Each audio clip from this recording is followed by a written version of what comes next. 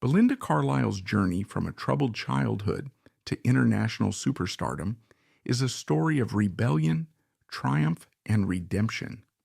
From her early days in the Los Angeles punk scene to leading the Go-Go's, the first all-female band to top the Billboard charts, Belinda became a music icon. But behind the fame was a battle with addiction, self-doubt, and the relentless pressures of the music industry. Today, we uncover the incredible highs and devastating lows of Belinda Carlisle's life, her struggles, her victories, and how she fought her way back from the edge. Belinda Carlisle was born on August 17, 1958, in Hollywood, California. As the eldest child in a family marked by instability and emotional turmoil. Her mother, Joanne, was still in high school when she met Harold Carlisle, a gas station employee more than 20 years her senior. Their marriage, born out of youthful naivety rather than deep love, quickly became strained. Less than 9 months after their wedding, Belinda was born, and soon after 2 more children followed. From an early age, she grew up in a household filled with tension, distrust, and underlying anger. Her father had a temper, and while he wasn't necessarily violent, the atmosphere at home was one of constant unease. Her mother didn't trust him, and their fights often escalated into heated arguments. One of the most traumatic memories Belinda carried with her was being caught in the middle of one of these fights, her mother pulling her by the arms, while her father yanked at her legs. In that moment, it felt as if she might literally be torn apart. It was a stark symbol of the fractured family she was growing up in, a place where love, if it ever existed, was overshadowed by resentment and disappointment. As if the turmoil inside her home wasn't enough, Belinda also faced rejection from the outside world. Her mother's reputation became a source of gossip in their neighborhood, and before she even understood why, her friends were no longer allowed to play with her. The sting of isolation left a deep wound, planting the seeds of a lifelong need to prove herself, to be accepted, to be wanted. She didn't understand what she had done to deserve being pushed away, but the loneliness she felt in those years would shape the way she viewed herself and the world around her. The family's struggles worsened when her father lost his job, leaving them in financial uncertainty. Instead of stepping up, he withdrew further, becoming more absent from their lives. While he was away, her mother found comfort in a carpenter who lived across the street, and eventually the marriage collapsed. Harold Carlisle left and Joanne remarried, hoping to build a more stable life. But for Belinda, the arrival of a new stepfather didn't bring security. It brought even more hardship. Her stepfather, a man who battled alcoholism, was strict, rigid, and believed in enforcing discipline through physical punishment. With him, the family expanded, and Belinda, who had once been the eldest of 3, suddenly found herself in a crowded household of 7 children. The home became even more chaotic, with emotions running high and space running low. She had never truly felt safe in her own house, but now that feeling intensified. The unpredictability of living with an alcoholic, combined with the sheer number of people vying for attention and authority, made her desperate for escape. Her stepfather eventually got sober, and with time, many amends were made. But by then, the damage had already settled deep inside her. The sense of abandonment, the resentment, the desperate need to be seen, to matter, had already taken root. She wanted out, not just physically but emotionally. She wanted to break free from the identity that had been forced upon her. The girl from the broken home, the outcast, the one who was never good enough. As she reached her teenage years, her desire for rebellion grew stronger. She had seen what submission to life's circumstances had done to her mother, how it had trapped her in a cycle of bad choices and broken dreams. At 18, Belinda Carlisle packed her bags and left home, determined to carve out a new life for herself. She had spent years feeling trapped in a chaotic household, in a world where she was always on the outside looking in. Now, she was ready to break free. Los Angeles was calling, and with it came the promise of reinvention, of anonymity, of a place where she could finally become whoever she wanted to be. She arrived in the city with no real plan, no money, and no experience. But she had something just as powerful, a hunger for freedom and a willingness to embrace the unknown. She quickly found herself drawn into LA's underground punk scene, a world that was raw, wild, and completely different from the suburban misery she had left behind. Here, nothing was polished, nothing was controlled. It was loud, reckless, and fueled by a sense of rebellion that felt intoxicating. She was surrounded by others who, like her, had come from broken homes and had been cast aside by the world. In punk, she found a community where imperfection wasn't just accepted, it was celebrated. For a time, she lived in an abandoned commune with other punks, a place where money was scarce, but music, parties, and danger were abundant. The punk lifestyle was about rejecting the mainstream, pushing boundaries, and living without fear.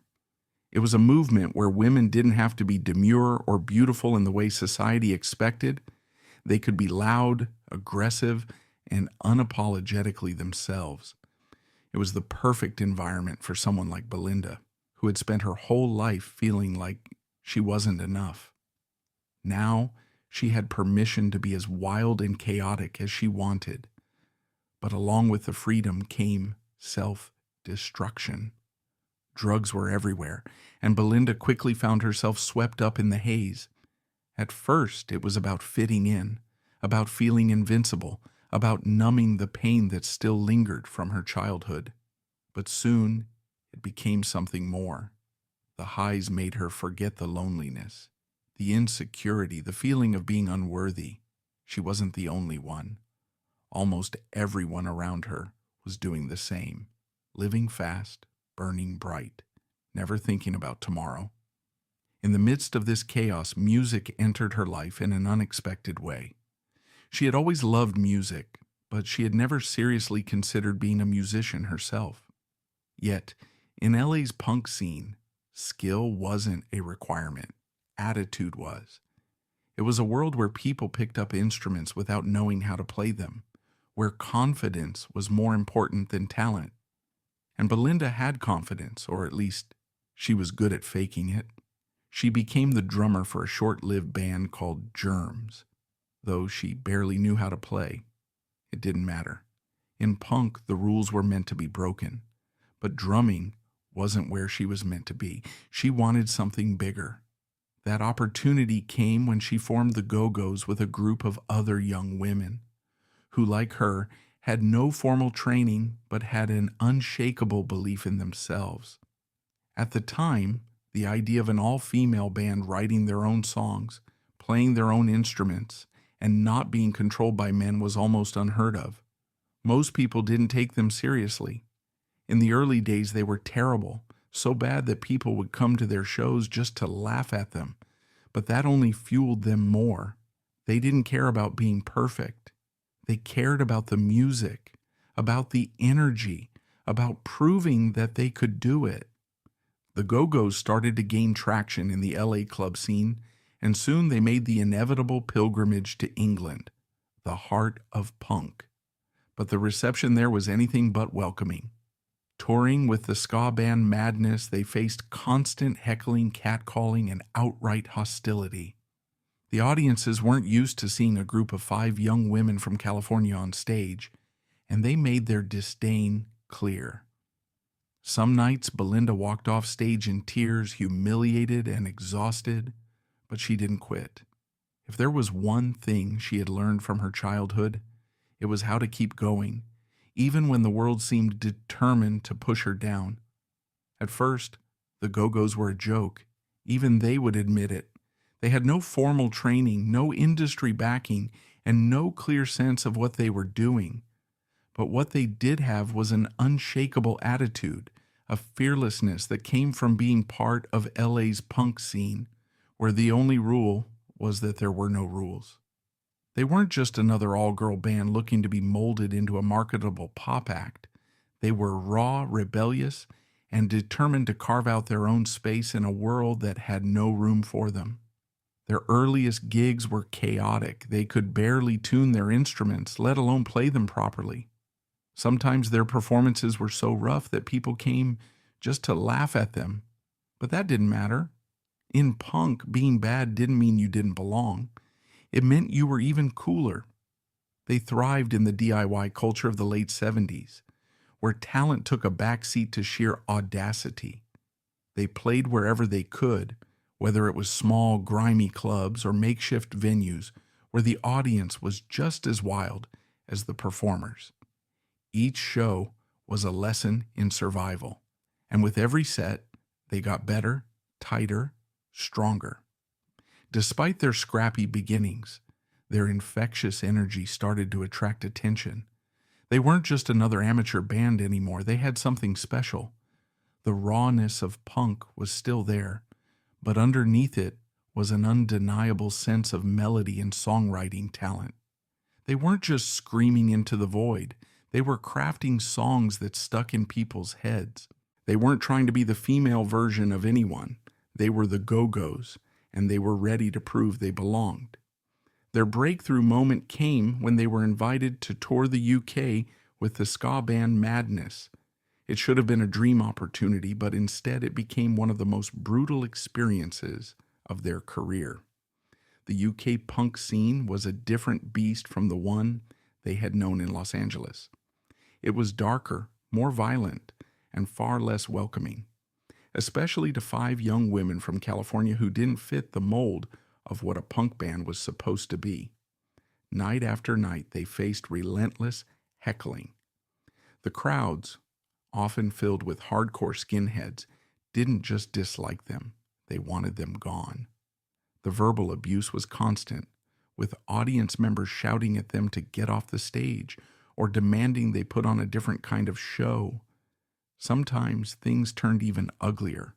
They were spat on, bottles were thrown, and by the end of some performances, Belinda would walk off stage in tears, covered in sweat, snot, and humiliation. But quitting wasn't an option.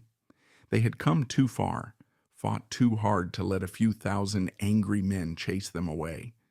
They kept playing, kept pushing through, proving to themselves and everyone else that they weren't just some novelty act. They belonged in rock just as much as anyone else. When they returned to the U.S., they weren't the same band that had left. They had been forged in fire, toughened by rejection, and they were ready for more. Their sound began to evolve, shifting from the raw aggression of punk to something that still had edge but was undeniably catchy. They had found their identity, a perfect fusion of punk attitude and pop sensibility. Then in 1981, everything changed. Their debut album, Beauty and the Beat, exploded onto the scene. And suddenly, the Go-Go's weren't just a struggling band trying to make it. They were a sensation.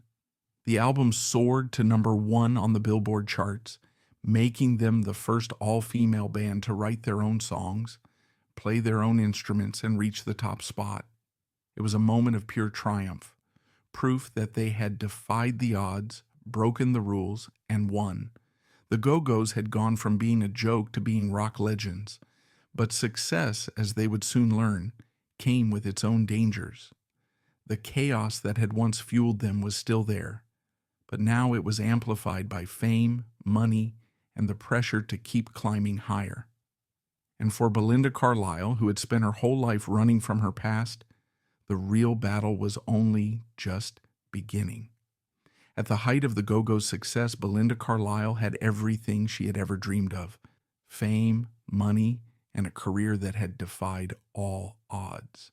But behind the bright lights and the chart-topping hits, a different kind of pressure was creeping in, one that would take hold of her in ways she never anticipated. The punk scene had embraced imperfection, But the mainstream music industry wasn't so forgiving. And for the first time, Belinda found herself trapped in a different kind of prison, one built not by a troubled childhood or self-doubt, but by the relentless scrutiny of the media. Almost overnight, she had gone from an underground punk singer to a pop star, and with that transformation came expectations, especially about how she should look. The music press dissected her appearance with brutal honesty, labeling her as cute but chubby, or pretty but plump. She had never considered her weight to be an issue before. On stage, she had always felt powerful, untouchable. But now, her body had become a topic of discussion, something to be judged, criticized, and measured against impossible standards. At first, she tried to brush it off, to tell herself that it didn't matter. But the comments stuck. They made her second-guess herself every time she looked in the mirror. And as the Go-Go's fame continued to grow, so did the pressure. She was constantly being compared to other female artists, and one name came up more than any other: Madonna. The media loved to pit them against each other, highlighting the differences in their image and appearance. Madonna was sleek, sculpted, effortlessly glamorous. Belinda, in contrast, was described as voluptuous and wholesome, words that felt like backhanded compliments. The comparisons fueled her insecurities, making her feel as if she would never quite measure up. And in an industry where image was everything, that fear took hold of her in dangerous ways. She began to see weight not just as a personal issue, but as a professional one. If she wasn't thin enough, was she good enough? Would people still take her seriously? Would she still deserve to be on top? The more these thoughts consumed her, the more desperate she became for control. That's when cocaine became more than just a party drug. It became a solution. At first, it was about staying awake, keeping up with the relentless pace of touring, pushing through exhaustion. But soon it became something else, an easy way to lose weight, to sculpt herself into the version of Belinda Carlisle that the industry seemed to demand. The pounds melted away, and with them so did the anxiety, at least temporarily. But addiction is never just about the drug. It's about the need to escape, to silence the voices that tell you you're not enough. For Belinda, cocaine did exactly that. It dulled the pain of old wounds, numbed the fear of being exposed as a fraud, and quieted the relentless self-criticism that had haunted her since childhood. It became a vicious cycle, one that would last for years. She also developed disordered eating habits, fluctuating between extremes, always chasing an ideal that seemed just out of reach.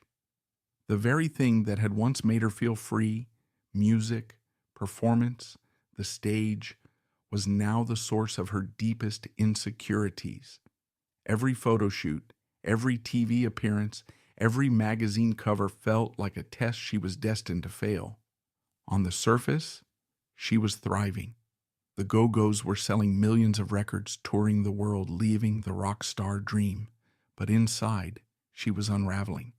The rebellion that had once defined her now felt like it was turning against her. And the more she tried to control it, through drugs, through dieting, through sheer willpower, the more it controlled her.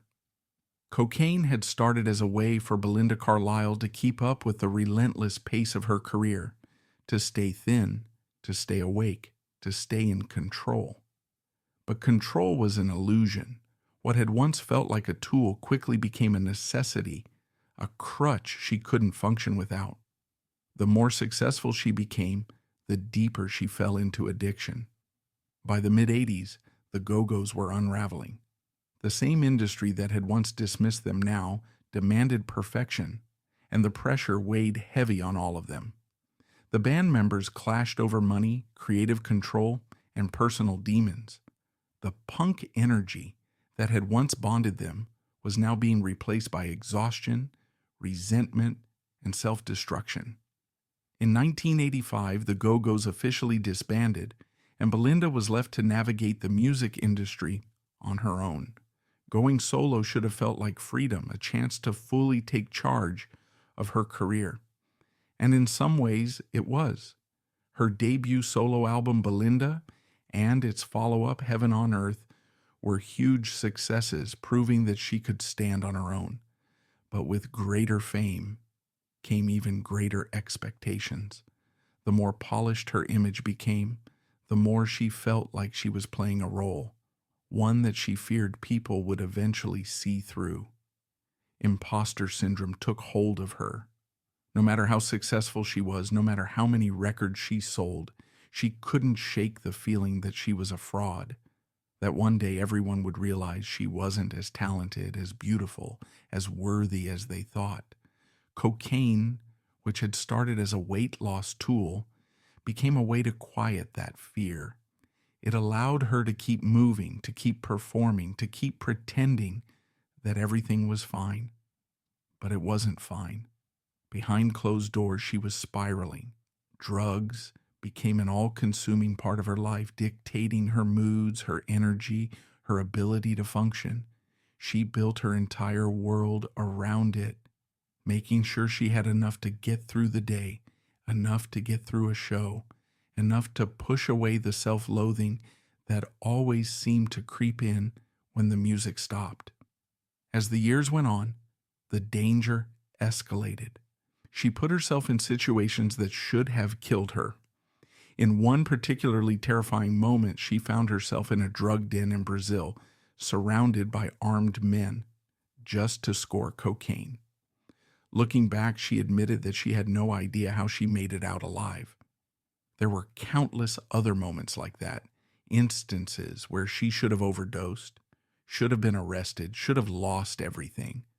But she kept going, believing that she could manage it, that she could stop any time she wanted. By 2005, she had been using cocaine for over 3 decades. She had spent years telling herself she could control it, that it wasn't as bad as it seemed. But then one night, everything changed. Locked in a hotel room, alone, she went on a 3-day binge. When she finally looked at herself in the mirror, she didn't recognize the person staring back at her. It was as if she had disappeared completely. Then, something even more terrifying happened. She had an out-of-body experience, watching herself overdose and be discovered dead in that very hotel room. In that moment, she saw her own death, the inevitable conclusion of the path she was on. And for the first time in her life, she was truly afraid. That fear saved her. It was the wake-up call she had ignored for years. She knew without a doubt that if she didn't stop, she wouldn't survive. And so she made a decision. She walked away from drugs, from the cycle of self-destruction that had defined so much of her life. As she gained clarity, she felt a growing need to tell her story, not just for herself, but for others who might be struggling. In 2010, she released her memoir, Lips Unsealed, an unfiltered account of her life, from her troubled childhood to the peak of her fame, and ultimately her downfall and redemption. She didn't hold back. She laid bare the dark realities of addiction, the relentless pressure of the music industry, and the deep wounds that had fueled her self-destruction. It wasn't about sensationalism. It was about honesty. She wanted people to know that change was possible, that no matter how far gone they felt, they could still find their way back. Writing Lips Unsealed forced Belinda Carlisle to confront not just her struggles with addiction, but also the personal relationships that had suffered because of it. And no regret weighed heavier on her than the time she had lost with her son, James Duke Mason. She had loved him so much, but love wasn't always enough. At the height of her addiction, she was constantly on the move, touring, recording, chasing success, and chasing her next high. She was physically there, but emotionally absent, trapped in a cycle of self-destruction that kept her from being the mother she wanted to be. She told herself she was doing it all for him, that the career, the money, the lifestyle, none of it would matter if she couldn't give him a good life. But deep down, she knew the truth. She had spent years running from her past, and in doing so, she had ended up running from him too. The full weight of her absence didn't hit her until after she got sober, when James shared a heartbreaking childhood memory. He had grown up thinking she lived at the airport. To him, that was normal. His mother was always leaving, always in transit, never really home. It shattered her. Of all the consequences of her addiction, this one hurt the most. She had worked so hard to build a career, to prove herself, to escape her own childhood pain, only to realize that she had, in some ways, repeated the very cycle of absence and emotional distance that she had once suffered through. But James, in his own way, reassured her. Despite everything, he still saw her as an amazing mother. He had never doubted her love for him, even in the moments when she doubted herself. His forgiveness, his understanding became another turning point in her healing journey. Sobriety had given her a second chance at life, and it also gave her a second chance at motherhood. The years she had lost were gone, but the future was still hers to build. She and James forged a deeper bond, one that was no longer clouded by addiction or regret. She could finally be present, not just for him, but for herself. For years, Belinda Carlisle had battled addiction, self-doubt, and the ghosts of her past. Sobriety had given her a new beginning, a chance to rebuild relationships, especially with her son. But just as she was finally learning to be fully present in her life, another challenge emerged, one she hadn't anticipated, and one that many women are often unprepared for. Menopause crept in gradually at first, then with full force. The hot flashes, the mood swings, the overwhelming sense that something was shifting inside her. It was as if her body was betraying her. She had spent so much of her life struggling to gain control, and now she was losing it in a way she had never experienced before. The emotional instability felt eerily familiar, like the anxiety and depression she had battled in her younger years. But this time, there was no substance to numb the discomfort. She had to face it head on. She thought back to her mother, who had suffered through menopause in silence.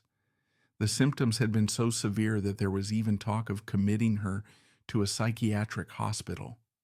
It had been terrifying to watch, but even more frightening was realizing that she might be going through the same thing. For so long, menopause had been a taboo topic, something women endured quietly, ashamed to speak about. But Belinda refused to be silent. She started talking about it openly, sharing her experiences in interviews, determined to break the stigma. If she had learned anything from her struggles with addiction and self-destruction, it was that honesty had the power to heal, not just herself, but others who might be suffering in the shadows. She wanted women to know that they weren't alone, that what they were going through wasn't a sign of weakness, but a natural part of life. Through it all, she remained committed to maintaining her mental well-being. She turned to meditation, exercise, and holistic health practices, finding strength in the same discipline that had helped her stay sober. She had spent so much of her life running, from her past, from her pain, from herself. But now, she isn't running anymore. She was standing still, fully present, embracing every stage of her life with clarity and acceptance. Menopause wasn't the end of anything. It was simply another transformation. And if there was one thing Belinda Carlisle had learned through all of her struggles, it was that she was capable of surviving even the darkest chapters. She had done it before, and she would do it again.